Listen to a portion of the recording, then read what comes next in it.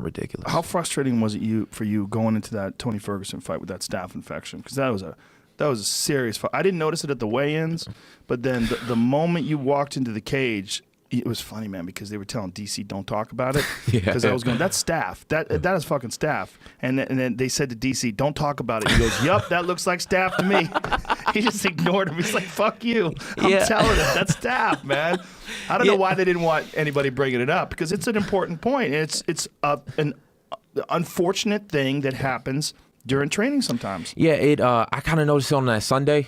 And then Tuesday we do the check-ins and everything, and I had the girl. I'm like, can you, put some makeup on it, because I didn't want, nobody to find out. And even Tony, him, if he would have saw it, he would have knew. He knew I compromised all that. Yeah. But it frustrated things. It made things a lot more complicated. It made the weight cut terrible. Just to go back to it, I mean, I'm cutting from 76 to 50. I had to be 55 for that fight, and I tried my best to skim it down in about 12 hours. So I woke up at 5 a.m. at about 162, and weigh-ins are between 9 and 11. And from 5 a.m. till 8 a.m., I had only cut 1 pound. Compared to in other cuts that have gone really well, I would normally cut about 4 or 5 pounds in that time. But because I just was feeling good and I wasn't worried about it, and I was using the same temperature of water, I was using the same everything, but the staph made my body hold on to the water. So when I went down and checked and saw that I was still like 5 pounds up with like 2 hours to go, they started like throwing boiling hot water on me to get to get my body, to get me sweating to get it off. It was brutal. Yeah, that's for someone who never experienced staph. Explain what it does to your body. Yeah, how it makes you feel. The next day, I felt so tired. I never felt as tired in my life. And I felt so tired to the point where I tried to counteract it by getting myself as pumped as I can. And you normally get there 2 hours before the fight. When I walked into the arena that night, 2 hours before, I was in a sweat.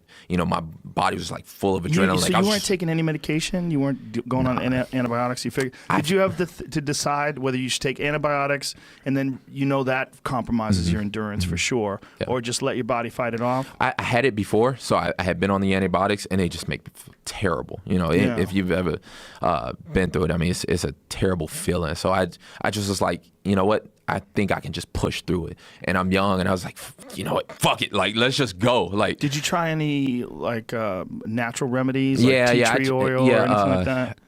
It wasn't a whole lot I could take, because I also got to cut the weight still. Right. But there's some topical stuff that. One of the things they say that works really well topical, believe it or not, is minced garlic.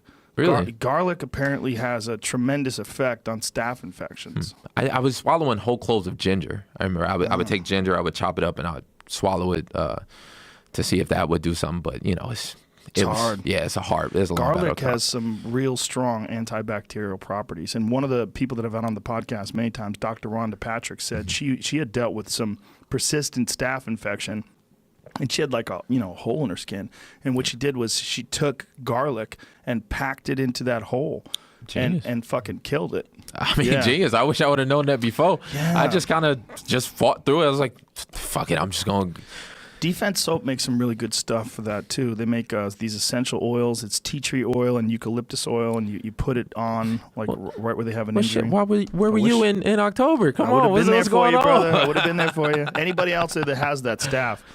Anytime you have any sort of ringworm or staph or anything, there's some natural stuff, not like some bullshit homeopathic nonsense, but some actual real natural stuff that can help you.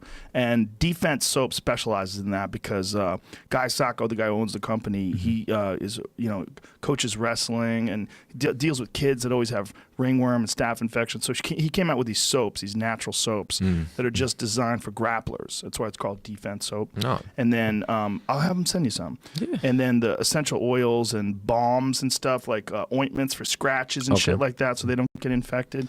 That's, gyms, you're always getting infected. Yeah, and that's it.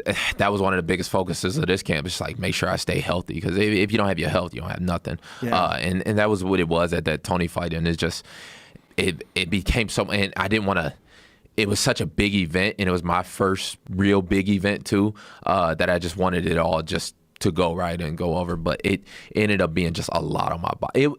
The staph originally, I think it came from mental stress. You know, it was so many stresses going on. You know, you really pressure. You look at the three biggest stressors. You know, I was going through a divorce and I just moved into a house. You look at those in a normal day-to-day life, that those are like the two biggest stressors you can have. Then to add on fighting for a world title in 6 weeks. So I'm just like, let's fucking go. Like, I'm like, you know, I wasn't expecting to.